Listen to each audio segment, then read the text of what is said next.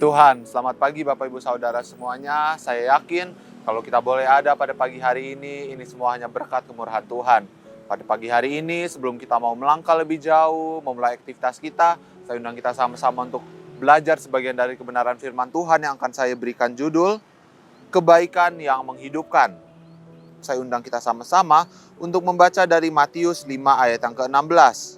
Saya ulangi, Matius 5 ayat yang ke-16. Saya akan bacakan untuk kita semua.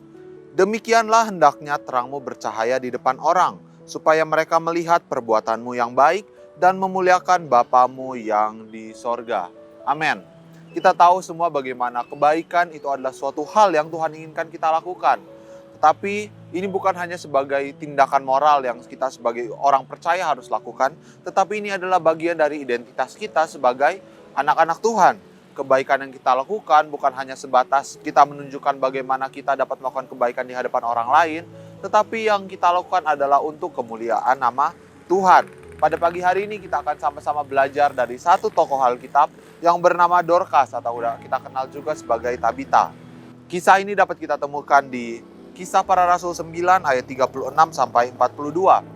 Kisah ini menceritakan seorang perempuan bernama Dorcas yang hidup di kota Yope. Pada saat itu kota Yope adalah sebuah pelabuhan sibuk dengan kesenjangan sosial yang tinggi. Bagaimana pada saat itu hanya sebagian besar dari penduduk kota Yope yang mempunyai keuangan yang lancar dan berbagai hal. Tetapi pada saat itu juga banyak di antara umat-umat Kristen, pengikut Kristus yang adalah bagian dari janda-janda, di mana pada saat itu mereka tidak punya perlindungan, di mana mereka tidak punya uang yang banyak dan berbagai hal. Di tengah-tengah semuanya itu ada satu perempuan bernama Dorcas. Kita dapat belajar berbagai hal dari Dorcas. Yang pertama adalah bagaimana Dorcas mempunyai kebaikan yang berakar dari iman. Kisah Para Rasul 9 ayat 36. Di Yope ada seorang murid perempuan bernama Tabita, dalam bahasa Yunani Dorcas. Perempuan itu banyak sekali berbuat baik dan memberi sedekah.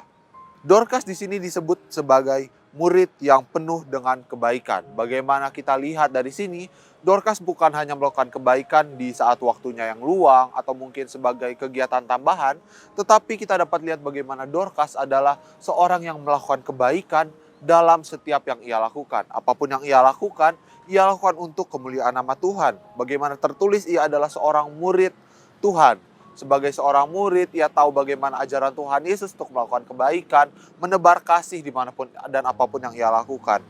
Dorcas di sini menjadi teladan di lingkungan di mana ia berada. Dari kasih yang ia muncul dan dari tindakan-tindakan yang ia tujukan dan dengan hidup di dalam perintahnya Tuhan. Poin yang kedua adalah bagaimana kebaikan yang menjawab kebutuhan nyata. Pada saat itu, setelah Dorcas meninggal, banyak jemaat datang kepada Petrus dan pada saat itu mereka menunjukkan kepada Petrus baju-baju yang telah dijahit oleh Dorcas. Pada saat itu ini menunjukkan bagaimana Dorcas mengerti apa yang dibutuhkan oleh jemaat pada saat itu. Bukan hanya soal uang, tetapi mereka juga butuh pakaian. Kebaikan yang Dorcas lakukan bisa dianggap sebuah kebaikan yang kecil. Tetapi Dorcas mengerti apa yang dibutuhkan oleh orang-orang di sekitarnya. Ia menjahit, ia memberi, menghibur, dan melayani lewat kebaikan yang dapat dilihat. Bukan sebuah kebaikan yang hanya ingin kelihatan nampak, tetapi kasihnya mengingatkan kita bagaimana kebaikan yang sejati adalah kebaikan yang dapat menyentuh rasa sakit orang lain, yang selalu hadir di dalam kehidupan keseharian orang lain. Poin berikutnya adalah bagaimana kebaikan yang dipakai Tuhan untuk memenangkan jiwa. Kalau kita lihat di akhir kisah ini di ayat yang ke-42, peristiwa itu tersiar di seluruh Yope dan banyak orang menjadi percaya kepada Tuhan. Lewat kebangkitan Dorcas, lewat kebaikan yang telah ia tebarkan di mana-mana, akhirnya Dorcas menjadi berkat bagi banyak orang. Bukan hanya kepada orang-orang yang sudah mengenal Tuhan Yesus, tetapi pada saat itu juga tercatat bagaimana banyak orang di Yope juga percaya kepada Tuhan. Dorcas pada saat itu tidak berkhotbah kepada orang banyak. Bagaimana ia tidak langsung memberitakan Kristus lewat seperti rasul-rasul lain. Tetapi hidupnya lah yang menjadi saksi bagi orang-orang di sekitarnya. Kebaikannya membuka hati banyak orang di sekitarnya. Dan melewat hidupnya, ia menyatakan kuasa Tuhan. Bagaimana kebaikan yang tulus dapat dipakai Tuhan untuk membawa orang lain lebih dekat kepada Kristus. Pada pagi hari ini kita kembali diingatkan oleh kisah Dorcas bagaimana yang pertama adalah kebaikan lahir dari iman kita. Kita melakukan kebaikan bukan hanya sebagai tindakan moral, tetapi juga sebagai bentuk iman kita kepada Tuhan. Bagaimana kita juga melakukan kebaikan untuk menjawab kebutuhan nyata orang di sekitar kita. Dan juga bagaimana kebaikan dapat menjadi sarana Tuhan untuk membawa jiwa kepadanya. Mungkin pada saat ini kita belum bisa melakukan hal-hal yang besar, tetapi Tuhan dapat memakai tindakan kecil yang kita lakukan dengan kasih untuk dapat berdampak besar bagi orang-orang di sekitar kita, untuk kembali menghidupkan iman orang-orang di sekitar kita. Percayalah bagaimana tindakan sekecil apapun asal kita dasari dengan kasih dapat menjadi berkat bagi orang-orang lain di sekitar kita dan memuliakan nama Tuhan yang di sorga. Amin. Untuk kebenaran firman Tuhan, mari kita bersatu dalam doa.